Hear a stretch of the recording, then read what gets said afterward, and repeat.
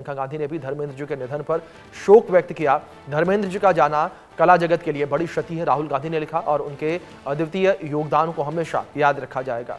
राहुल गांधी ने एक्स पर पोस्ट करके लिखा कि महान अभिनेता धर्मेंद्र जी के निधन का समाचार अत्यंत दुखद है। ये भारतीय कला जगत के लिए अपूर्णीय क्षति है।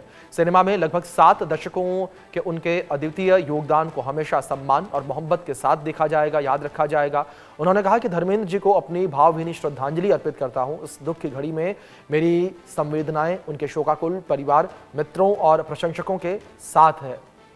ये ट्वीट भी आपके स्क्रीन पर देख सकते हैं किस तरीके से एक्स पर ये पोस्ट जो है वो साझा किया राहुल गांधी ने, और धर्मेंद्र जी को उन्होंने याद किया। प्रियंका गांधी को लेकर बात करें, उन्होंने भी जो है याद किया है। प्रियंका गांधी के द्वारा भी आप देख सकते हैं ट्वीट किया गया और धर्मेंद्र जी को याद किया गया। आप देख सकते हैं किस तरीके से उन्होंने याद किया, दुख व्यक्त किया। दूसरी ओर राष्ट्रपति द्रौपदी मुर्मू ने भी दुख व्यक्त किया और प्रधानमंत्री नरेंद्र मोदी ने भी ट्वीट किया, दुख व्यक्त किया। इस बीच एक और बड़ी अपडेट है, धर्मेंद्र जी के निधन पर जेपी नड्डा ने दुख जताया। बड़ी खबर है, धर्मेंद्र जी का निधन सिनेमा जगत के लिए अपूर्णीय क्षति। जेपी नड्डा, उन्होंने कहा, केंद्रीय मंत्री और बीजेपी के राष्ट्रीय अध्यक्ष, अपने अभिनय से उन्होंने अमिट छाप छोड़ी है। उन्होंने दशकों तक कला प्रेमियों के दिल पर राज किया।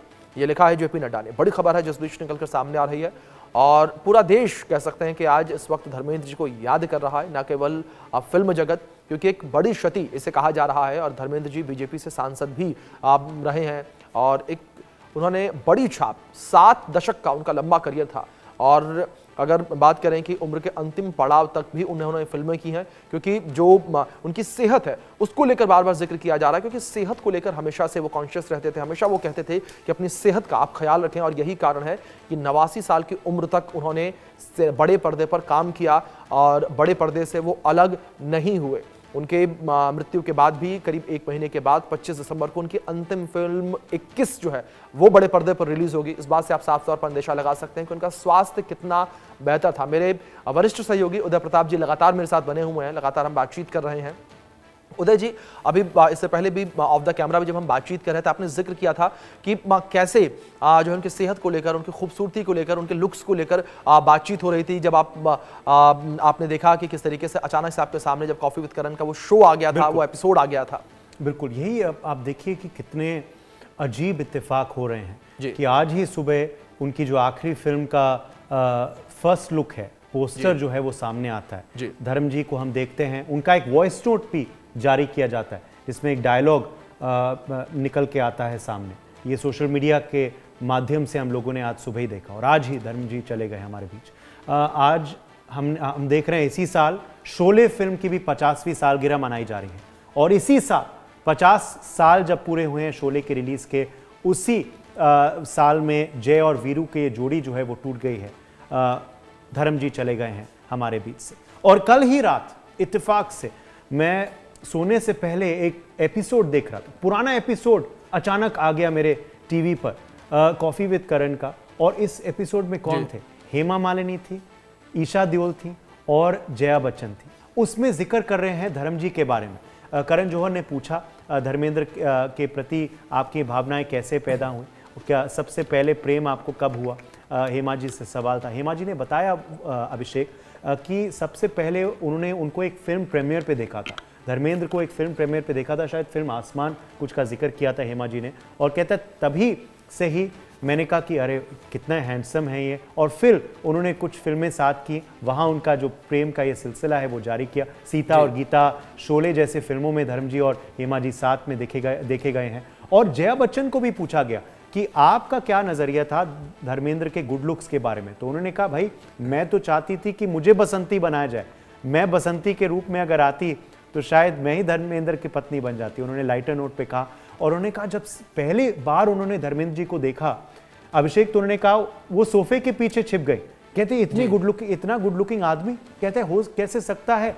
ये ग्रीक गॉड की तरह था, ग्रीस के भगवान की तरह था, ग्रीक गॉड की तरह उसके गुड लुक्स थे। क्योंकि ग्रीस में कहा जाता है कि उनके जो भगवान थे, उनके जो उनके जो ग्रेट्स हैं वो सब वेरी गुड लुकिंग थे, तो विश्व भर में सराहना होती है ग्रीस में इस वजह से। तो उन्होंने कहा ग्रीक गॉड की तरह थे वो, इतने हैंडसम और गुड लुकिंग थे, और शायद इतने हैंडसम और गुड लुकिंग आदमी शायद आज तक पैदा नहीं हुआ है, फिल्म इंडस्ट्री में आया नहीं है। और ऐसा आजकल के युग के स्टार्स भी कहते हैं कि जो गुड लुक्स की अगर किसी ने दुकान शुरू की थी इंडस्ट्री में तो वो धर्मेंद्र जी थे। तो जया बच्चन और हेमा मालिनी ये जिक्र कर रहे थे। ईशा देओल ने भी बात की उस एपिसोड में कि कैसे अटैच्ड हैं वो धर्मेंद्र जी के संग, क्योंकि धर्मेंद्र जी एक पारिवारिक आदमी थे, उनके लिए उनका परिवार ही सब कुछ था।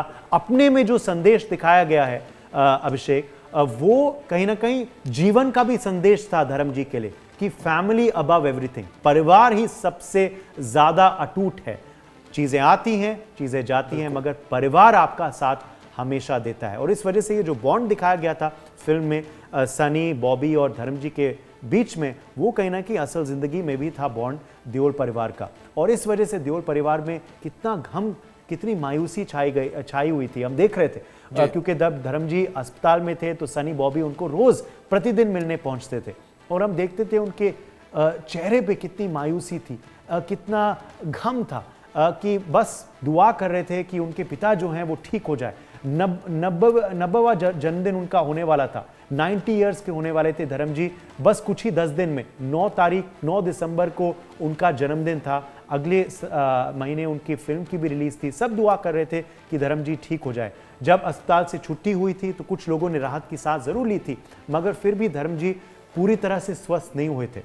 इस वजह से डॉक्टर्स ने भी जो स्टेटमेंट जारी किया था वो यह था कि परिवार चाहता है कि उनकी रिकवरी अब घर पे हो, यानी कि अभी भी रिकवरी की कसर थी, अभी भी रिकवरी होना जरूरी था। ऑक्सीजन सपोर्ट पे थे धर्म जी, सांस लेने में तकलीफ उनको आ रही थी और अनफॉर्चुनेटली उदय जी जिस तरीके से आप ये पूरी बातचीत कर रहे हैं इसमें गौर करने वाली बात आप ये देखिए कि कोई भी सीरियस बीमारी उन्हें नहीं थी। आप लगातार यही कहा गया, डॉक्टर्स ने ऑफिशियली कुछ नहीं कहा, क्योंकि जो परिवार था उन्होंने ये कहा था कि परिवार की बात है बाहर नहीं आनी चाहिए, लेकिन अनऑफिशियली डॉक्टर्स ने जिस तरीके से कहा कि कोई गंभीर बीमारी उन्हें नहीं थी, उम्र का तगादा था, 90 साल की उम्र हो चुकी थी लगभग, तो ऐसे में जाहिर तौर पर और इस वजह से आप ये देखें कि 10-11 दिन पहले वो फेक न्यूज जो आई थी निधन की, उसके पश्चात उनकी डिस्चार्ज हुए, 10 दिन तक लगातार वो